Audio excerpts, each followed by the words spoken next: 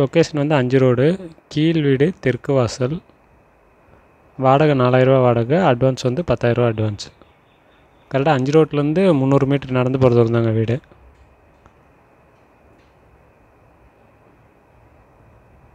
ஒரு ரூமு, ஒரு கிச்சனு. இது பாத்திரம் விளக்கிறதுக்கான இடம். வீட்டில் வந்து போர் வாட்டர் மட்டும்தாங்க, நல்ல தண்ணி கிடையாது. நல்ல தண்ணி வீட்டு வாசல்கிட்ட இருக்குது பைப்பு. பைக் பார்க்கிங்கே எல்லாம் வீட்டுக்கு வெளியில் தாங்க. கிச்சனு.